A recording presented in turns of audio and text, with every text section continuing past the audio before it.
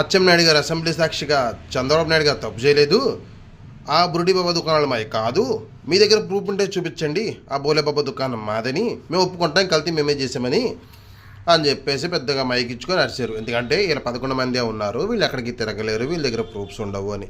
కానీ YCP MLA గారు బొత్స గారు ఏం చేశారు, వెంటనే ప్రూఫ్ తీసుకొని ఇదిగోండి నాన్న ప్రూఫ్ నా దగ్గర ఉంది అని ప్రూఫ్ చూపించినందుకు అసెంబ్లీలోనే కెమెరాలు ఆఫ్ చేయండి కెమెరాలు, మైక్ ఆఫ్ చేయి అని అరిచేసి దాన్ని ఆఫ్ చేసేసి అక్కడ బొత్స గారింటికి నోటీసులు పంపించారంట, మీరు అసెంబ్లీలో అలా చూపించడం తప్పు అని. అంటే అది నిజం కదా, నిజాన్ని బయట చూపించేస్తారు, జనాలు చూసేస్తారు, ఇదేం పాలనరా అని ఉమ్మొత్తారు మా పాలన మీద, మీరు అలా చూపించకండి, అవన్నీ దాచేసుకోండి, తర్వాత ఎలక్షన్లో మాత్రమే మీరు చెప్పండి తప్పు ఎలా చేశారని అని. అంటే ఇప్పుడు నిజాలు ఒప్పుకుంటే వాళ్ళ పాలన బాగోలేదని అంటారు కదా జనాలు, అందుకోసం అనమాట. కట్ అని సినిమా షూటింగ్లో చేసినట్టు చేశారు వీళ్ళు.